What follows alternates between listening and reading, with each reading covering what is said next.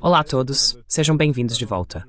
Hoje estamos recebendo o Tenente-Coronel Daniel Davis, veterano de combate e apresentador do muito popular Daniel Davis Deep Dive. Vou deixar um link para o programa na descrição. Então sim, é bom vê-lo novamente.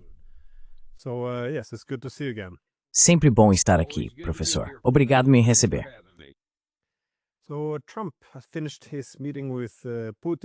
Então Trump terminou sua reunião com Putin e a reunião de hoje com Zelensky, e acho sua comitiva de líderes europeus. E há conversas sobre a esperança de um possível encontro trilateral entre Trump, Putin e Zelensky, talvez dentro de uma semana. Estou um pouco cético de que isso vá acontecer, mas qual é o significado da reunião no Alasca do seu ponto de vista? E sobre o que ele vai discutir com Zelensky? What will he discuss with Zelensky? Bem, eu acho que esse par de reuniões pode ser extremamente histórico. Na verdade, provavelmente vai ser histórico de uma forma ou de outra, seja em uma direção positiva ou negativa. Desde as reuniões de Istambul em fevereiro de 2022, essa é a melhor chance possível de ver essa guerra destrutiva e sangrenta chegar ao fim. O lado ocidental se recusou a aceitar a saída diplomática naquela época, e agora todos os olhos estão voltados para Washington, D.C.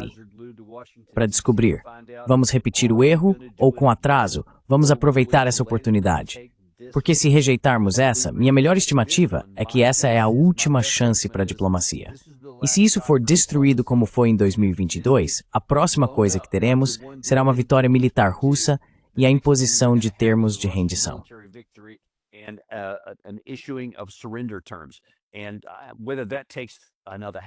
E seja isso uma questão de mais meio ano, ou de mais 1 ou 2 anos, parece que a Rússia está preparada, tanto em recursos quanto mentalmente, para seguir esse caminho, caso as coisas se desenrolem assim. Mas qualquer um que tenha expectativa ou esperança de que a Rússia vá apresentar termos que beneficiem a Ucrânia e o lado ocidental, a partir de uma posição de força que eles não precisam ter, vai se decepcionar. Então agora, a bola está definitivamente com Donald Trump. E a grande questão, que acredito ser a principal, e que será respondida, pelo menos em parte, ainda hoje é: Trump conseguirá reunir todos esses líderes ocidentais que estarão presentes? Ele conseguirá convencer Volodymyr Zelensky a fazer o que ele quer?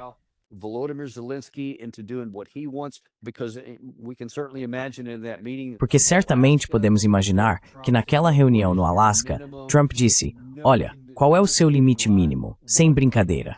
O que você absolutamente precisa para que isso acabe? E onde você tem margem para flexibilidade? Onde não tem? E tenho certeza de que isso foi transmitido. Então agora ele diz que está na posição de dizer: certo, pessoal, é isso que vamos fazer. É isso que estou disposto a apoiar. E se vocês não apoiarem todas essas coisas aqui, não vai haver fim para a guerra. Eu vou encerrar. É isso que acho que vai acontecer. Acho que Trump pode acabar fazendo isso. Acho que é meio que o ultimato. Acho que é isso que vai acontecer.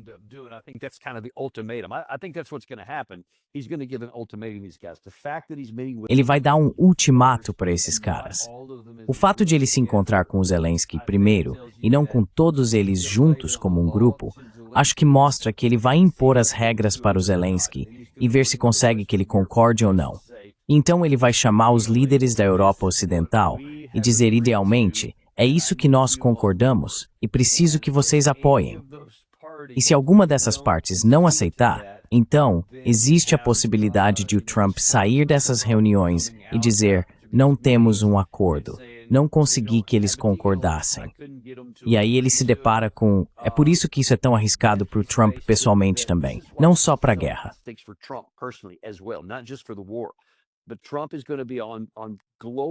Mas Trump vai estar em exibição global aqui. Ele consegue fornecer a liderança necessária para unir todas as pessoas do lado ocidental em uma única facção coerente que possa negociar com os russos de igual para igual? Ou não consegue? Porque se não conseguir, ele vai se deparar com um grande dilema. Ele vai dizer: bem, não consigo fazer o lado ocidental chegar ao nível mínimo que a Rússia aceitaria. E a Rússia não vai aceitar isso. Eles já me disseram isso. Então não faz sentido nem voltar atrás. Então Trump vai ter que se afastar e dizer: fiz tudo o que pude, dei a vocês uma saída honrosa, Não vamos repetir o que o governo Biden e Boris Johnson fizeram em fevereiro de 2022. Não vou mais apoiar isso.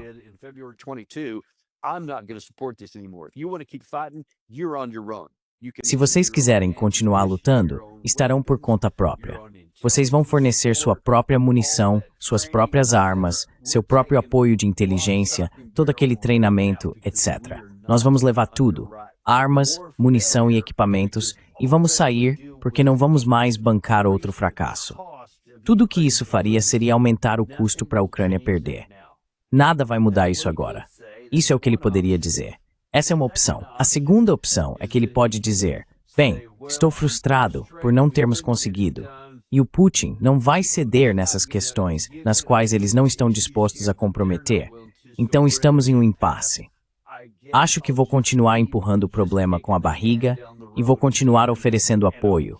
Vou continuar fornecendo essa munição, etc. O problema é que isso não vai mudar o resultado.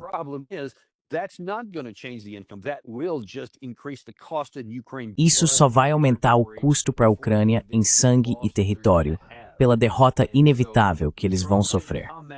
E assim, Trump pode aparecer, se ele conseguir reunir todas essas pessoas. Então eu acho que os russos realmente querem dizer o que dizem.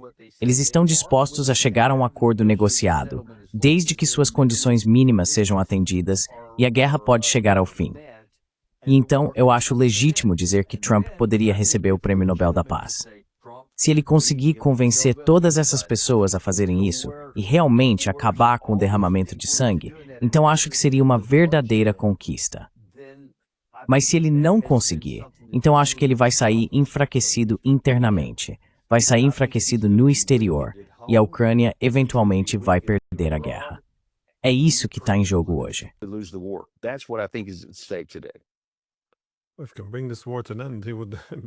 Se você conseguir pôr fim a esta guerra, isso mereceria o Prêmio da Paz. Essa também foi a minha impressão, que as duas principais partes em uma guerra por procuração sendo travada na Ucrânia seriam a Rússia e os Estados Unidos. Fazia sentido que esses dois países se encontrassem primeiro e acertassem as questões principais. Claro, depois ele teria que convencer os ucranianos e os europeus. Mas, no geral, o acordo era mais ou menos o que a Rússia vem dizendo desde o início. A Ucrânia precisa restaurar sua neutralidade, ou seja, nada de OTAN, e, claro, resolver a questão territorial. O resto também pode ser negociado.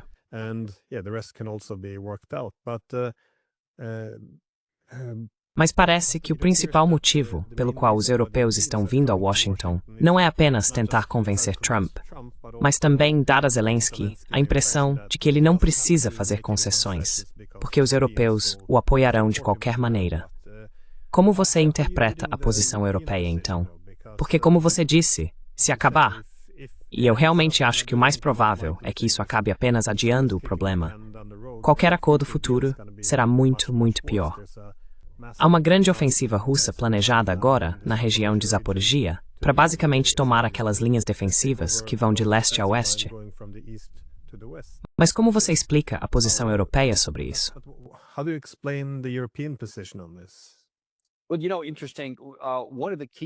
Bem, você sabe, curiosamente, uma das principais questões que tanto Ursula von der Leyen quanto Zelensky mencionaram ontem, antes de partirem para os Estados Unidos, foi a questão das garantias de segurança. Ambos destacaram isso de forma proeminente. Então, de forma um pouco surpreendente, Steve Witkoff apareceu ontem na televisão americana também falando sobre garantias de segurança. Ele disse, na Fox News, que os Estados Unidos forneceriam garantias de segurança. E ele afirmou, de qualquer forma, que a Rússia concordou com isso, que eles entenderam. Bem, o diabo está nos detalhes. O que ele quer dizer com garantias de segurança? O que a Rússia quer dizer com garantias de segurança? E o que Zelensky quer dizer com garantias de segurança?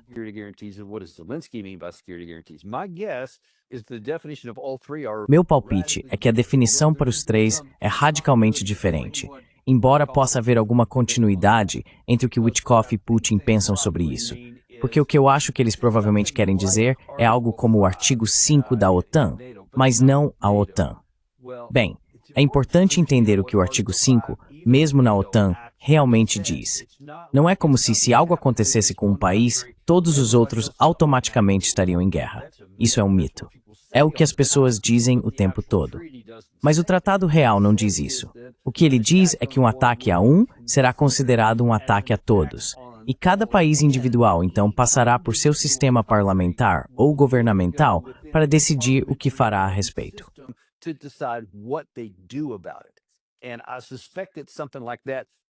E eu suspeito que algo assim poderia ser aceito pela Rússia.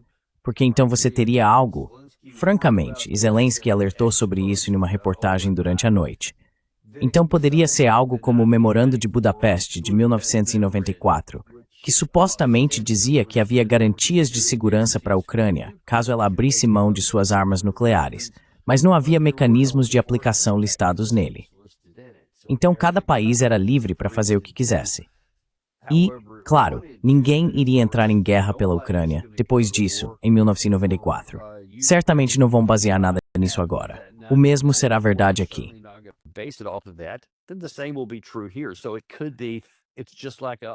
Então pode ser que isso seja apenas um paliativo ou uma oportunidade para salvar as aparências, dizendo sim, vamos permitir que você tenha garantias de segurança, mas a garantia vai ser só no papel e nada mais. Estou falando da França, do Reino Unido, da Alemanha, da Itália e certamente dos Estados Unidos. Ninguém vai entrar em guerra contra uma Rússia com armas nucleares por causa da Ucrânia, especialmente na situação atual. Eles nunca sacrificariam seu exército, suas forças armadas, seu povo, suas cidades, por uma possível destruição. Isso simplesmente não vai acontecer. Garantias verbais o dia todo, mas eles não vão realmente lutar. E acho que todo mundo sabe disso. Espero que o Zelensky também saiba. Mas acho que era isso que o Witkoff tinha em mente quando falou em garantias de segurança do artigo 5. Sim, bem, eu entendo por que a Ucrânia gostaria de garantias de segurança. Quero dizer, eles vão estar em uma posição muito difícil, e o relacionamento com a Rússia será ruim por décadas.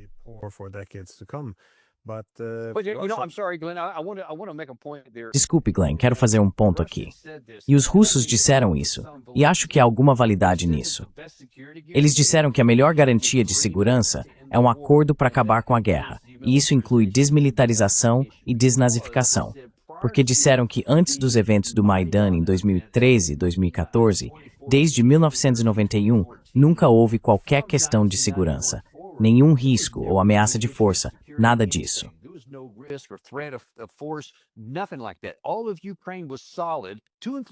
Toda a Ucrânia estava unida, incluindo a Crimeia, toda sob o controle de Kiev, até apoiarmos a derrubada violenta do governo legalmente eleito e tudo o que se seguiu depois disso.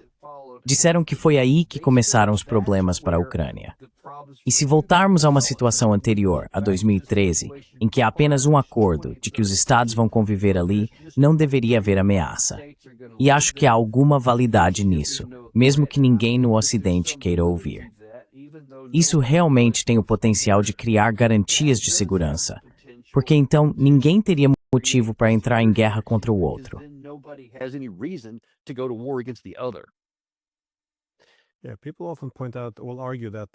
Sim, as pessoas costumam apontar ou argumentar que 2014 foi a Ucrânia, novamente, tentando escapar da Rússia para o Ocidente. Mas as pesquisas contam uma história bem diferente, porque na época apenas cerca de 20 a 24% dos ucranianos queriam ingressar na OTAN. Outras pesquisas mostram que, se fossem perguntados, sabe, de que lado preferem, se tivessem que ter uma aliança de segurança, ou, sabe, para que lado tenderiam, mais pessoas preferiam se inclinar para a Rússia do que para o Ocidente. Então essa ideia de que eles estavam apenas planejando fugir da sombra da Rússia não era o caso antes de 2014. Então acho que você está certo. Aquele golpe criou a competição por segurança.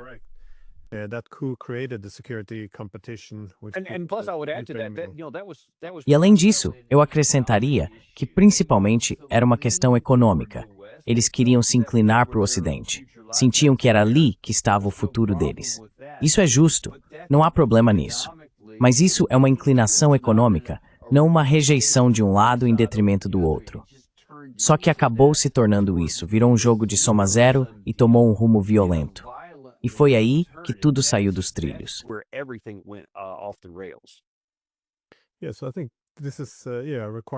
Sim, então eu acho que isso é um requisito para a paz.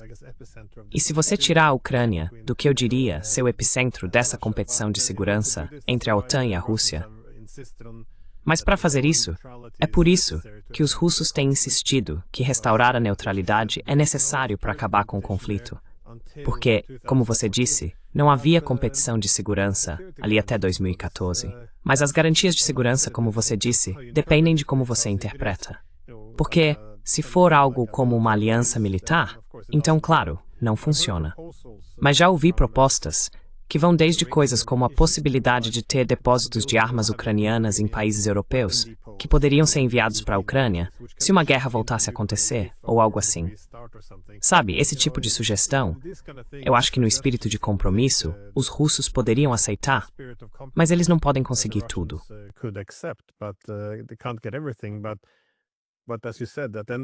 Mas como você disse, no fim das contas, também seria do interesse da Ucrânia não se tornar uma linha de frente contra a Rússia.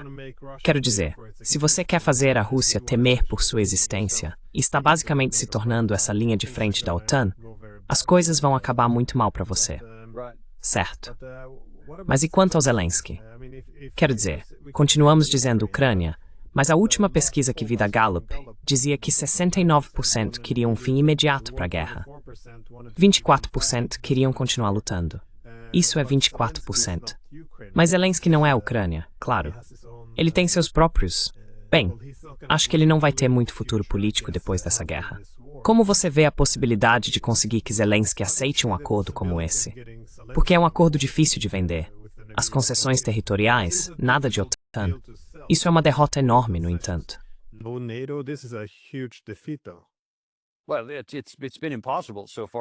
Bem, tem sido impossível até agora. Quero dizer, todos esses termos estão na mesa desde, você sabe, abril de 2022 e nunca saíram da mesa. Quero dizer, esses termos, como você disse no início deste programa, essa tem sido a posição principal da Rússia desde o começo. Quase nunca mudou. Ficou um pouco pior para a Ucrânia, mas os fundamentos do que a Rússia disse que precisava não mudaram, e eu nem consigo imaginar que mudariam agora.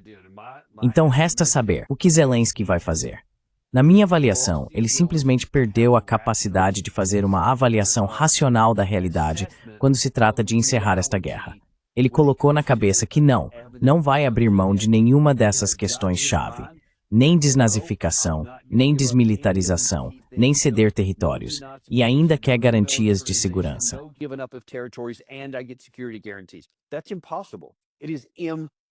Isso é impossível. É impossível. Não está nem no campo do teórico. Então, para ele continuar dizendo isso na véspera de entrar nessa situação, mostra que ele simplesmente perdeu a capacidade de se conectar com a realidade. E é por isso que acho que Trump vai ter que estar numa posição de simplesmente dizer: ok, eu expus tudo, dei a você a opção, você não concordou. Então a única coisa que me resta é simplesmente ir embora e tirar tudo de você. Porque não acredito que Zelensky tenha a capacidade de fazer uma escolha racional. Porque o que você apresentou é uma escolha racional. Para o bem do seu povo, como líder do seu país, você tem a obrigação de sacrificar seus próprios interesses e preferências para fazer o que for menos coercitivo e menos ruim para o seu povo.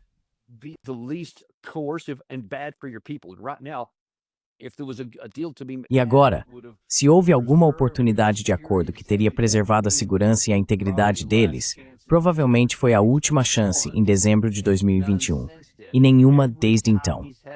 Todas as vezes em que ele teve a chance de limitar os danos ao seu país, ele falhou em fazê-lo.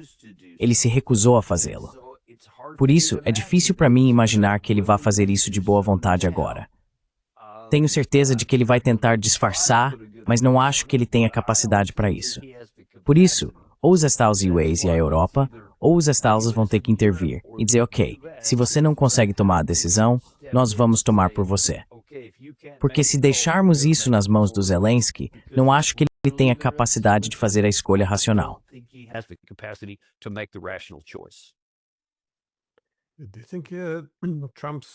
Você acha que o esforço do Trump para, de repente, agora se encontrar com o Putin Lembrando que ele tinha esse prazo de 50 dias, que virou um prazo de 10 dias, e então de repente ele precisava marcar uma reunião com Putin em uma semana. Você acha que isso é por causa da situação ruim nas linhas de frente? Quero dizer, quão grave é isso?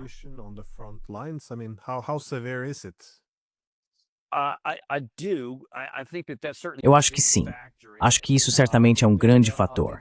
Acho que outro fator seria que provavelmente nos bastidores, os principais assessores do Trump, especialmente seus assessores econômicos, disseram: "Senhor presidente, isso não vai adiantar nada.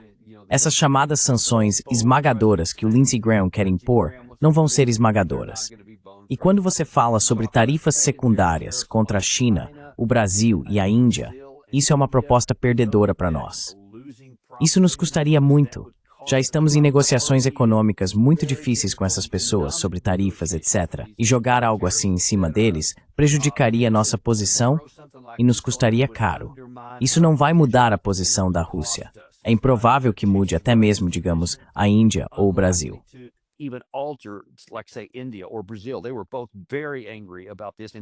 Ambos estavam muito irritados com isso e falaram abertamente sobre contramedidas caso essas coisas entrassem em vigor. E eu acho que provavelmente o Trump percebeu que essa não é uma jogada vencedora aqui. Precisamos fazer algo diferente. Acho que isso, junto com o que está acontecendo no campo de batalha, é importante, porque você vê, até mesmo durante a noite, a Rússia continua sua campanha aérea. Eles continuam avançando em terra. Eles tiveram uma penetração ao norte de Pokrovsk há cerca de uma semana, que o lado ucraniano conseguiu conter e parar por enquanto. Mas agora, aparentemente, a Rússia também está enviando forças adicionais e está começando a recuperar parte desse terreno. Além disso, ao norte, na região de Kupiansk, na região de Zaporizhia e em algumas outras áreas como Chasiv Yar, etc., eles continuam avançando.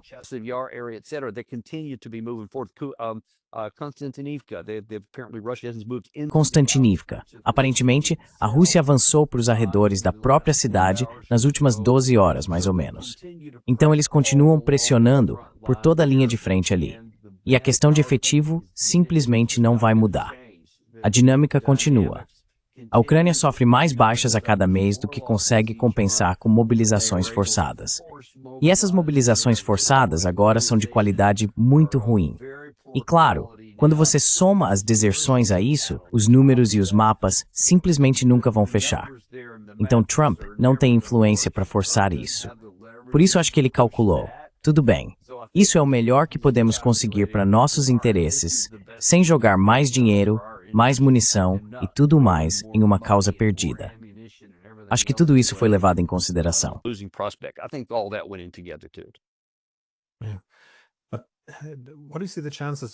Mas como você vê as chances de os europeus conseguirem assumir o papel dos Estados Unidos em termos de apoio à guerra?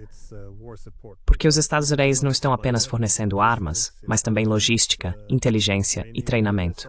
Há muito envolvido nisso. E toda a premissa de: acho que a capacidade dos europeus de convencer Zelensky a continuar a guerra depende de os europeus convencerem Zelensky de que podem manter essa guerra sem os americanos. Isso é realista?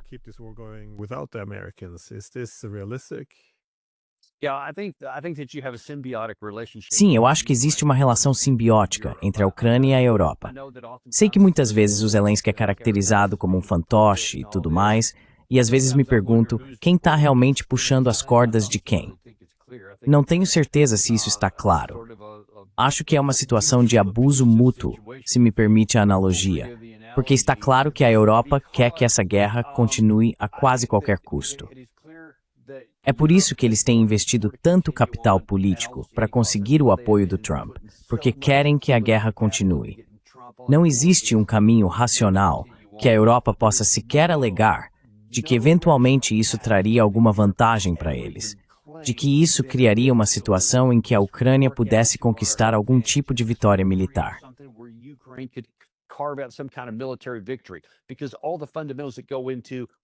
Porque todos os fundamentos que envolvem guerras de atrito, você pode tirar a emoção disso. É preto no branco como essas coisas funcionam. É praticamente impossível que funcione de outra maneira. E mesmo assim, eles continuam seguindo por esse caminho. E o Zelensky tem sido entusiasta em continuar por conta própria. Conversei com algumas pessoas ucranianas, e há algumas na Ucrânia, suspeito que o Zelensky seja uma delas, que se apegam a essa mentalidade de milagre. Bem, só precisamos viver o hoje. Só precisamos lutar mais um dia, porque amanhã algum milagre pode acontecer. Alguma arma pode chegar. Algum golpe pode acontecer na Rússia. Pode haver uma revolta. Eles podem finalmente se cansar. Complete as lacunas, coisas que são irracionais, mas você está se agarrando a qualquer fio de esperança milagrosa aqui. E enquanto conseguirem lutar mais um dia, vão continuar seguindo por esse caminho.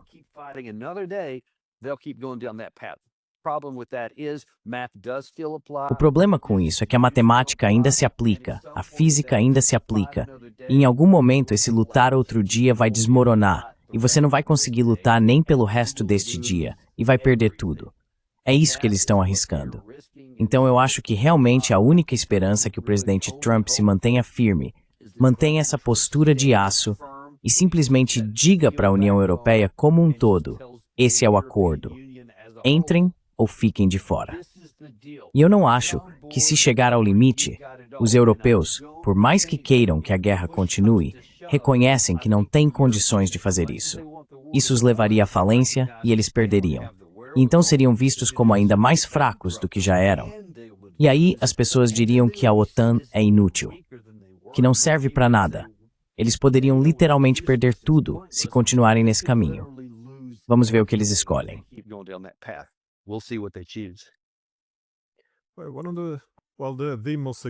Bem, o mais significativo que ouvimos de Trump após a reunião com Putin foi que ele desistiu de sua exigência por um cessar-fogo incondicional e adotou a posição de Putin de que sim, precisamos abordar as causas profundas para finalmente acabar com esta guerra. E ele também deixou claro, nada de OTAN. Mas, dentro dos Estados Unidos, ou seja, essa não é uma posição muito popular. Quando digo dentro dos Estados Unidos, quero dizer dentro do próprio país, ou em Washington, a classe política, eles parecem muito europeus no sentido de querer continuar essa guerra. Quanta resistência existe por parte do establishment americano e como isso afeta a capacidade de Trump de agir nessa situação?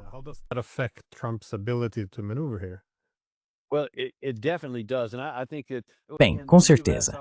E eu acho que nos Estados Unidos, sempre me refiro a isso como unipartido, político, diplomático. Desculpe, republicano ou democrata não faz diferença. Eles são praticamente todos iguais, todos da elite. Então chamamos de unipartido. É uma espécie de política externa, na verdade uma política terrível, conduzida pela elite dominante aqui. E eu acho que há muita continuidade, talvez até alguma cooperação direta entre a elite europeia também. Então, nesse sentido, talvez seja um unipartido ainda maior do que você imagina.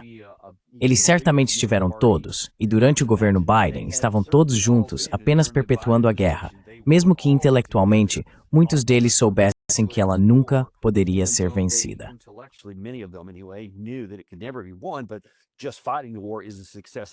Mas só o fato de lutar na guerra já é um sucesso por si só. E eles não tinham nenhum escrúpulo moral com o fato de que a Ucrânia estava mergulhada no sangue do seu próprio povo e na destruição do seu país. Pareciam estar bem com isso, desde que a Rússia fosse prejudicada, o que considero uma das posições mais imorais que se pode ter. Então, a verdadeira questão, em resposta à sua pergunta, é: quão forte Trump pode ser? Porque, em alguns aspectos, ele é o contra-elite. Em outros, não é. Quero dizer, ele manteve essa guerra em andamento. Ele não a terminou em 24 horas, porque tudo o que estou dizendo que ele deveria fazer hoje, ele poderia ter feito em 21 de janeiro. Ele tinha a capacidade de fazer isso, e não fez naquela época.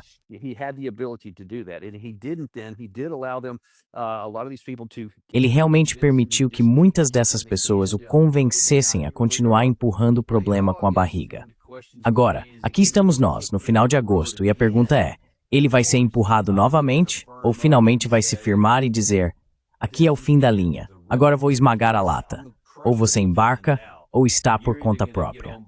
Vai ser preciso algo assim, porque nada mais vai parar isso. E a elite pode ficar irritada. Eles podem tentar sabotar as coisas, fazer o que quiserem.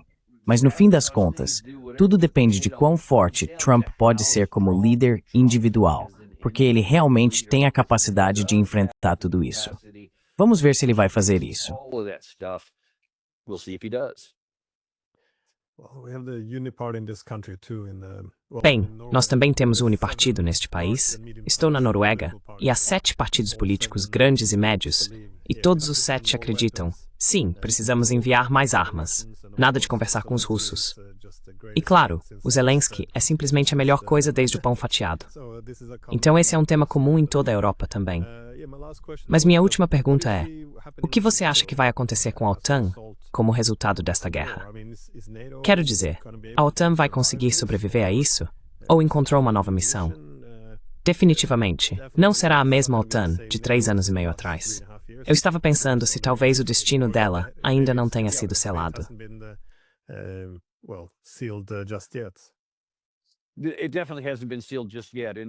Definitivamente ainda não está decidido. E por causa da elite endinheirada que tem interesse em que isso continue, pode morrer de uma forma muito longa e dolorosa. Não vejo isso sumindo tão cedo porque há muitas pessoas com interesses próprios para garantir que continue.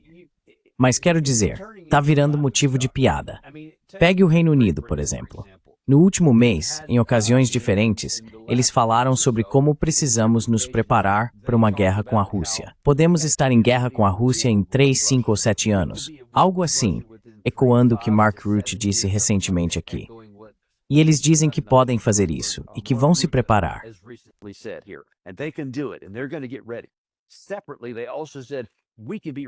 Separadamente, eles também disseram que poderíamos estar prontos para lutar contra a China. E se for necessário, vamos ajudar os Estados Unidos a lutar contra a China. Se você olhar para o exército deles recentemente, acho que o número é cerca de 75 mil forças ativas no total. Eles têm no papel, talvez o equivalente a uma divisão blindada em poder de combate real. E mesmo isso é quase nada. É péssimo em termos de travar uma guerra. Veja, o Corpo Azov desceu para tentar conter aquela penetração ao norte de Petros. E de acordo com alguns relatos que estou recebendo, tem sido algo muito, muito sangrento. Custou muito ao corpo ucraniano, ao Corpo Azov, mas eles conseguiram, pelo menos por enquanto. Isso é um corpo inteiro.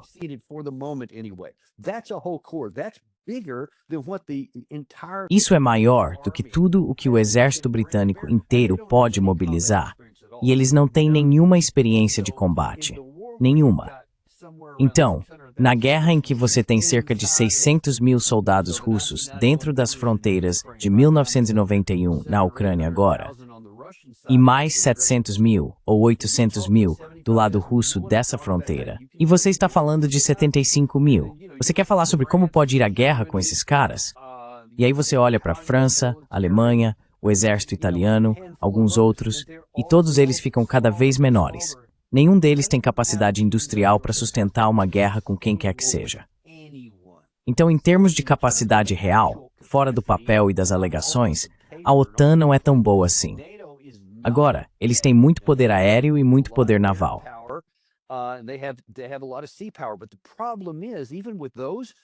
Mas o problema é que mesmo nessas áreas onde eles têm poder, eles não têm a capacidade de sustentar uma guerra.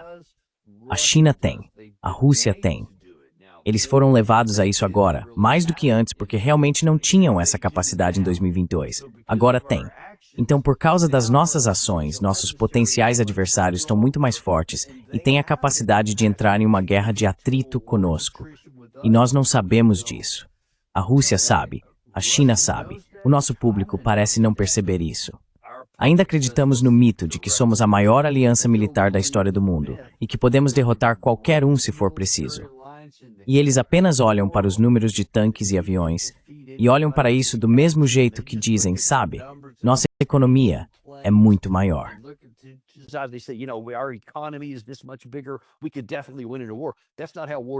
Nós definitivamente poderíamos vencer em uma guerra. Mas não é assim que guerras são vencidas. E acho que nossos adversários sabem disso, e nós não. Então continuamos olhando para os números, porque isso faz parecer bom para nós. Podemos continuar com essa ficção por muito mais tempo, mas Deus nos ajude se isso algum dia se transformar em um conflito, porque aí a verdade será exposta no campo de batalha. E claro, então a chance de isso se tornar nuclear é muito alta. Nesse ponto, não vai importar quem foi estúpido ou não, porque todos vão perder. Rezo a Deus para que nunca cheguemos a esse ponto. Mas acho que em algum momento a OTAN vai simplesmente morrer uma morte lenta e dolorosa, mas pode literalmente levar décadas até que isso aconteça. Well, the NATO Secretary General Mark Rutte, Bem, o secretário-geral da OTAN, Mark Rutte, estava dizendo que precisamos nos armar até os dentes agora. Caso contrário, teremos que ensinar nossos filhos a falar russo. E veja, isso é uma loucura, mas também parece muito desonesto, porque se eles realmente acreditassem nisso, por que os europeus não desenvolveram forças armadas adequadas? Quero dizer, isso não é algo novo, essa inflação da ameaça, mas parece servir apenas para manter o apoio à guerra. And I'm sorry, if I could jump there, not only is that like irrational. Não só é irracional afirmar que a Rússia vai vir aqui ensinar russo para você, que eles vão invadir se você não se armar até os dentes rápido o suficiente, mas ao mesmo tempo, você zomba da Rússia, porque eles tomaram apenas 1% da Ucrânia desde novembro de 2022. Então qual é, Mark?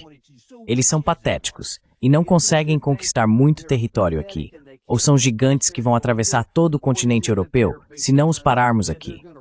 Porque não pode ser as duas coisas.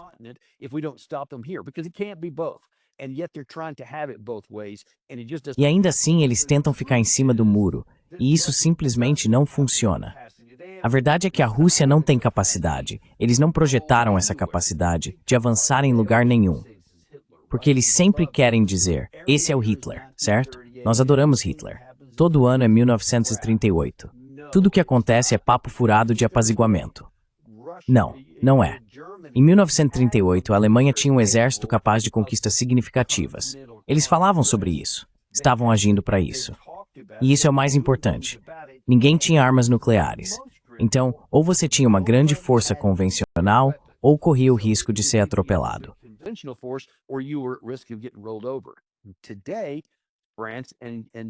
Hoje, França, Reino Unido e Estados Unidos possuem armas nucleares. Portanto, mesmo que Putin tivesse alguma fantasia de tentar ser como Hitler e construísse um grande exército, as armas nucleares o impediriam de cruzar a fronteira e avançar em qualquer direção, porque ninguém vai se deixar ser conquistado por uma força convencional se possui armas nucleares. Vão usá-las. E a Rússia também. Então tudo isso é um absurdo do ponto de vista da realidade. Mas eles querem manter essa ficção porque querem que tudo continue igual. Querem que a Rússia seja prejudicada e querem continuar com a OTAN para conseguir mais dinheiro para sistemas de armas que sabem que nunca serão usados. Mas é isso que eu penso.